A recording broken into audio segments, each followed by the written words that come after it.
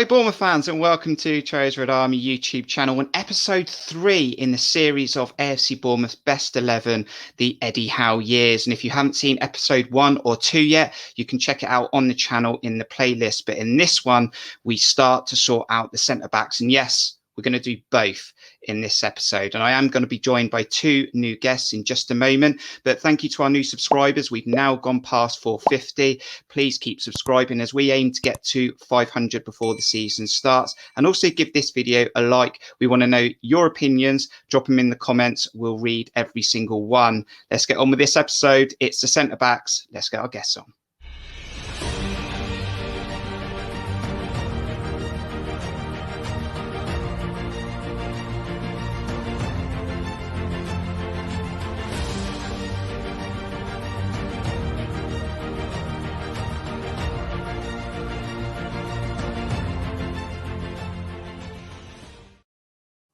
And we've got Steve Hensman, someone to claim to be a centre-back on an episode involving centre-backs. How you doing, Steve?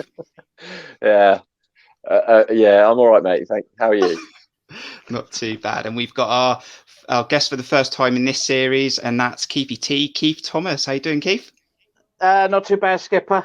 Not too bad at all. Excellent. So let's get in with it. And we always bring up the rules just in case you haven't seen this before. So we're trying to build the best 11. If a player has played 1 appearance for Eddie Howe or signed, he has an opportunity of being in contention. We'll debate selected players, create the best 4-4-2 formation, and then we'll try and slot 2 players or 1 player into the position that we're discussing. Happy with that? Yeah, I was in. And do you know what? As these series go on, the debates might get a little bit tougher. And if there are some unsportsmanship, I've got my yellow card and I've got my red card. Okay, so don't cross that line. And normally we have a look at some of the players that didn't make the cut, but this time we'll just discuss who potentially could have been picked. So we've got the majority of the names. There might be a few players that we're missing out here, but guys, as you can see on the screen now, there is a list of players that could have been in contention for that top 4, and some of them in there are. But Keith, when you look at the list of names there, is any that stick out in mind? I think you've got to remember Mr. Tyndall at Dagenham and Redbridge and that cultured long ball to a certain Mark Mosley. Yes. Yeah, so A that's a great long one. Ball? Well, that's what he keeps claiming that anyway. So Reminded me of a big long hoof, to be fair. It had a lot of snow on it, didn't it? Coops. I think he's got to be worth mentioning there, but I think we've got a really good lineup to choose on tonight, and it'll be causing a lot of debate. But certainly those 2 are worth mentioning. Ryan Gary in there as well, and even Seaborn, Steve. Yeah, I mean Ryan Gary, great player, just dogged with injury, wasn't he? Originally from Arsenal, was it Arsenal he came from? I think he's back there actually as a coach now. Yeah, I believe so. I think he again came through. I think he made one appearance. I read, and I believe it was in the in the Invincibles season. He actually made his appearance.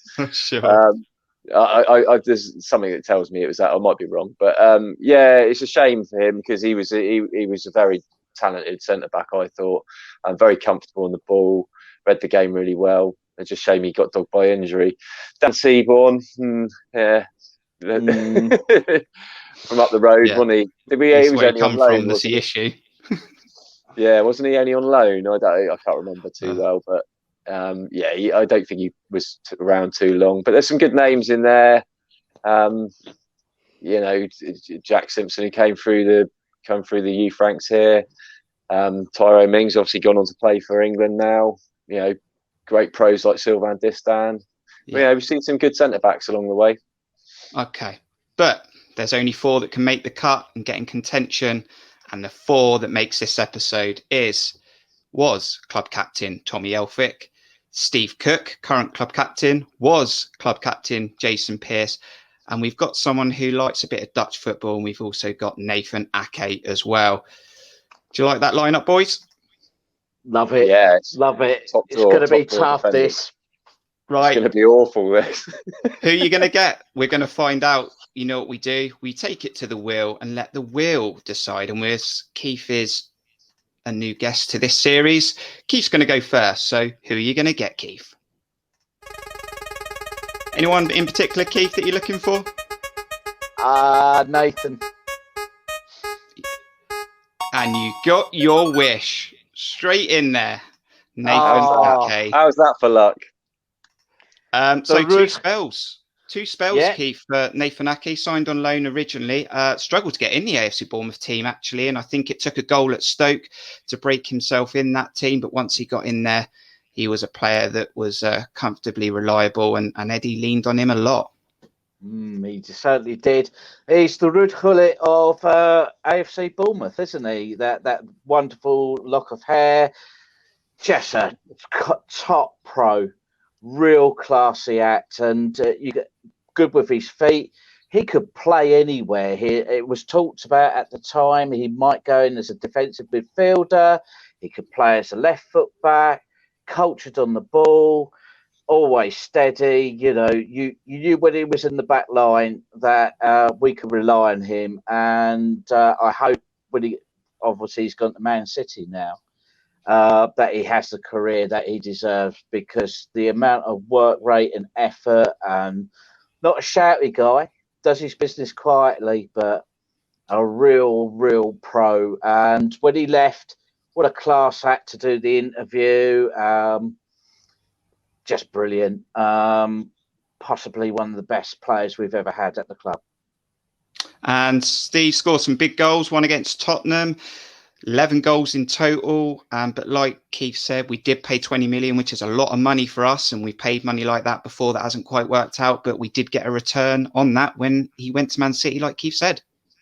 Yeah, absolutely. He was, for me, he's the best footballing centre back I've ever seen at the club. And like you just alluded to there, he scored goals as well. And boy, did he score some important ones. We all remember, obviously, Liverpool was probably the most famous one, right at the death there. Yeah. That's the one that immediately springs to mind with him. But what also was a thing for me was in his stay was how many times we spoke about the games afterwards, and how many times did Ake get man of the match? I mean, so many times during the Premiership seasons that he was there. It was just Ake every game. It was a solid 8 at least, I would have said. He was such a class apart, footballing wise. He read the game amazingly well. I mean, some of the last-ditch tackles he put in and blocks. And like Keith said, he was an unassuming character. He just went about his business quietly. He never got involved in anything. Consummate professional. And what surprises me is that Chelsea let him go in the first place, because they've struggled for centre backs along the way. And I don't, look where he's ended up. It's classy player. And they didn't even take up the buyback option either, which was even Amazing. more of a shock. Yeah. Right. Nathan Ake down, 3 more to go. We go back to the wheel for you, Steve, and we'll see who you're going to get the next 3. And up for you, Steve, is Jason Pearce. Oh, Pearcey. Brilliant. We'll bring up some stats for Jason Pearce, but we signed him from a team down the south, ended up sending him back after his spell at Bournemouth. But tell us a little bit about Jason Pearce. Well, he came in under Kevin Bond. We got him on a free transfer. About the same time, I think we got Ryan Gary as well. And he came in, I think he was only 19 when he came in as well. He was very, very young, very, very raw. Obviously, he had a couple of seasons, before Eddie turned up. They weren't the greatest for obvious reasons, but the thing I like about Pearcey is he developed from a very raw talent into a really, really no nonsense, passionate defender. He reminds me a bit of Tommy in a way, but he just wore his heart on his sleeve. Doug, he's such a warrior. I'm trying to think back to when he scored goals for us, and I think it was Eddie's first win, I believe, when he first came in, Wickham at home. I think it was the one where Pittman scored that 30-yard screamer from the free kick. Yeah, and he popped up with a second, I think, and he popped up with a few goals for us, but 4 seasons he stayed with us. And he got promoted with great escape season, promoted with us the next season, and narrowly missed out on the playoff with the Huddersfield game the season after. I think he got Player of the Season one season as well. It might have even been that playoff season that he got Fans Player of the Year. Definite fans' favourite. I got a lot of love for him. I just think he's one of the old school. And look where we were at the time, and what he sort of was part of the catalyst of that that Eddie team that got us going on the amazing run we went on. And when you are down in those lower leagues, Keith, it's tough down there. You're going to need players. He was a hard tackler, and like Steve said, he was a leader. Enjoy watching Jason Pearce at the back. Love him, absolutely love him. He is he laid the foundation for really what was to come. A real warrior and a leader, and he, if you like, he's the proto Tommy. He led by example. You trust, not the quickest player, but you trusted his reading of the game all the time. And as I say, that Wickham goal, I think he scored against Exeter as well. That was a key goal. He got the second goal, didn't he, after Brett parting of the waves? But a wonderful player, and what a career he had. I mean, he went obviously to Pompey. I believe he went to Leeds as well. Leeds. Yeah, and I think is he just left Charlton? He was at Charlton last season. He was at Charlton for a bit. I didn't know he's left, but yeah, you might be right. Yeah, wonderful career. And again, an unassuming guy, but you knew he was the leader. And I think every Cherries fan at the time, we looked to him to give us that leadership, to give us that belief. And really went on to have a great career. And what a servant to this club. And I was sad when he went.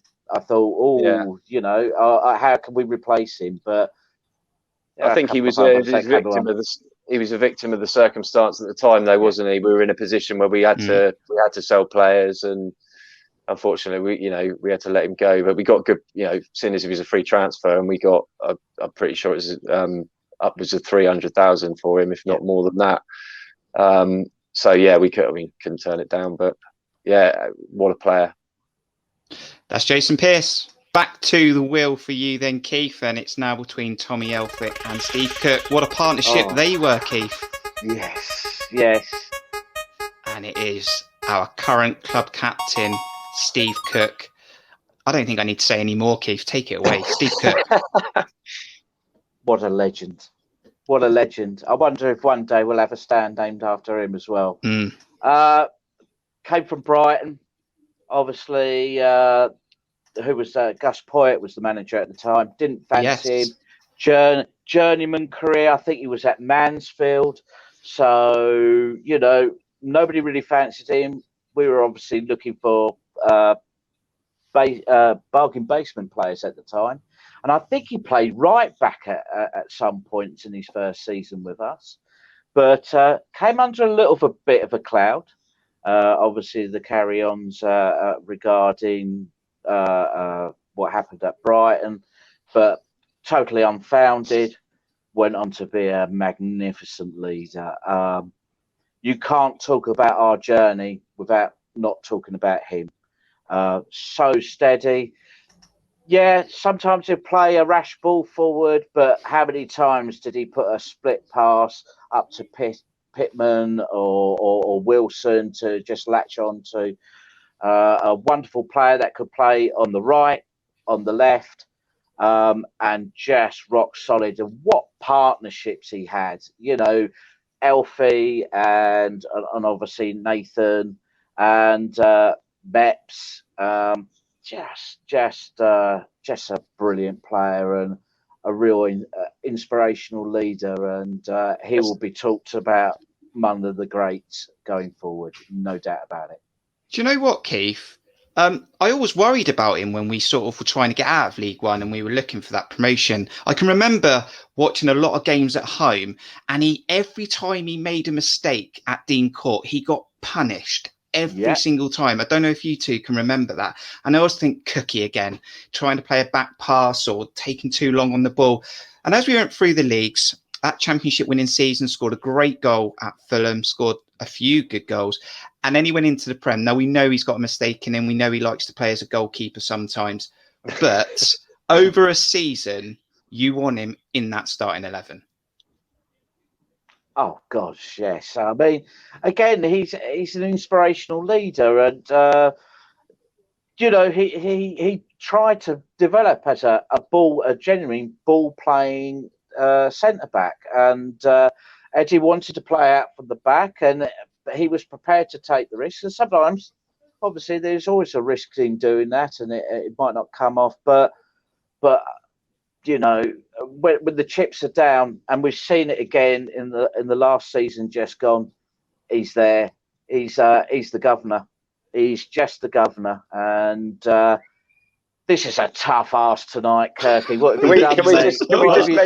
Can we just focus a second on his goal scoring? Because some of the goals he has come up with. I remember, obviously, there's the Fulham goal. I was there that night. Newcastle last minute header, wasn't it? I mean, the Liverpool game, he got the third, was it? And then it was his shot. It was his shot for Ake's winner. Did he score at Villa as well? He scored that little the little back heel from the corner. Yeah. Yes. Yeah. I mean, how many times? Well, you don't get very many goal scoring centre backs with such an array of different goals he scored. I mean, I always remember the commentary on that Liverpool goal, and they were just saying, that's just a striker's finish. He pulled it down, turned, and hit it. It was, it was amazing to watch. And the Fulham goal just beggars belief from a centre back. One of my favourite goals. Beautiful goal. Absolutely classic. And he is a fan. He is a fan favourite. He's always doing good things, and even recently getting a defibrillator for a local football team. He is top professional, up there with Sirs, up there with Pewey, etc. Steve Cook down. That leaves one more for you, Steve. We just have to make sure it definitely is Tommy Elphick. Who is it? Let's just make sure. Tommy.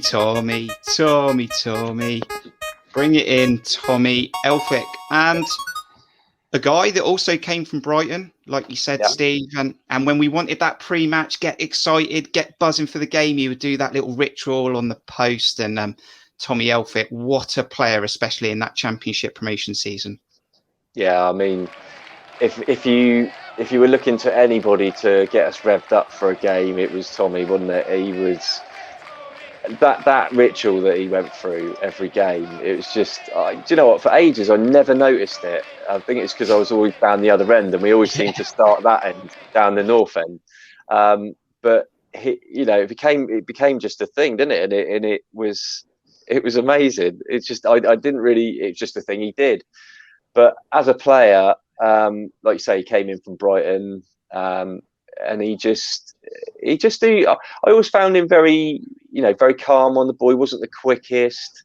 He would pop up again with the odd goal here and there, but he was so much of a warrior, wasn't he? He was so heart on the sleeve. He wouldn't leave anything out there. It was just a shame for me that he didn't get the real cut of the green, in the Premier League. I mean, it might have been different had that Liverpool goal been allowed. The header he scored, chalked off on it for, I think it was a foul on one of their defenders. But mate, a class, and he's provided me with one of the best photographs I've got on my wall, which is the end of the Bolton game when he's up there, this to the crowd, and my little lads on my shoulders in the background of that picture. So, amazing memories. What a great leader, like we said, just an excellent player. It's just a shame he didn't have a bit more on his legs was the problem. Yeah, I mean, that would be for me, Keith. He was one of my favourite players, especially in that championship season, and not really an unsung hero because everyone knew how much of a leader he was and he galvanised that team. There was a fear in me, Keith, when we went up to the Prem that would he get found out for pace? He sort of did, I think. Yeah. And then I think Eddie didn't really trust him enough to continue playing him. And it sort of didn't happen. Went back down, didn't he, a league to Villa. And it's not really continued the way it did. But still, for me, one of my favourite players.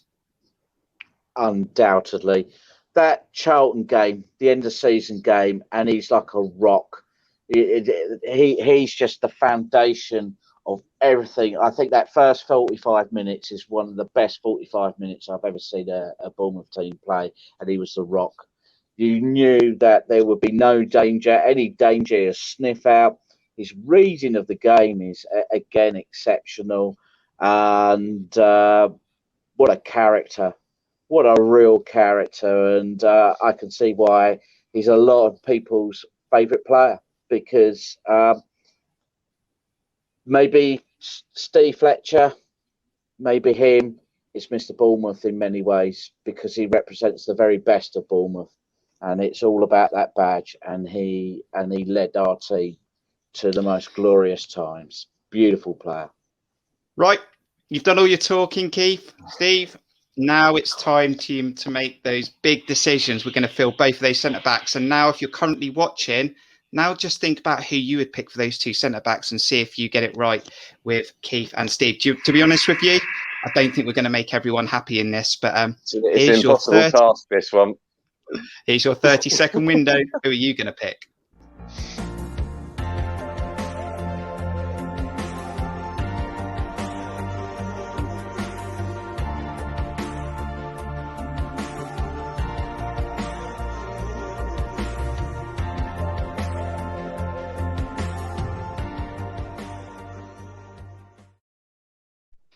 Okay, so there's two to get out here then. Let's do one centre-back first. I'm going to come to you first, Steve. First centre-back position, who are you narrowing down for that spot? Well, the first one for me, without a doubt, has to be Steve Cook. Reasons being, he just ticks so many boxes in this exercise: longevity, quality, goals, leadership. He's been there throughout it all. So there's no way for me you can leave him out. And he's still doing it for us. So number one for me. You're going to go with your good friend on this one, Keith, or you're going to go for someone different? I've got to go with Stevie, ain't I? Cookie is just a monster. And he's still doing it. Let's hope he stays with us until the career ends. That's all I ask, because he's given everything to us. And a wonderful, wonderful player and a great man. A real credit to himself. And you can't think any higher than that. And no way am I going to go against you two on this one and 60,000 fans that were on the beach in 2015 or whenever it was. I can't even remember. I think it was 2015, wasn't it? Yeah. It's Steve Cook. So he's going to take his spot in the team, and we'll just show that on the screen now. So currently Boruc, Francis and Steve Cook. And now we've got to fill the position. Who's going to partner Steve Cook? And I'm going to come to Keith first. And I think this gets tougher now.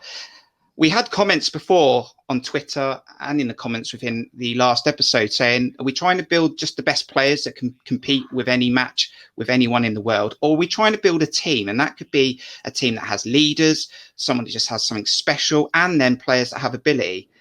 Keith, over to you. Who's playing alongside Steve Cook? I think you've got to go Nathan. I think you've got to go Nathan, because he's probably one of the best players we've ever had at this club. I think it was a steal at 20 million when you think about what he did for us. And who can forget that last tackle he ever did when he went off injured? The sacrifice he was prepared to make, even at the end, when he must have known he was going. And I think Guardiola's got a player there. I think the best is yet to come.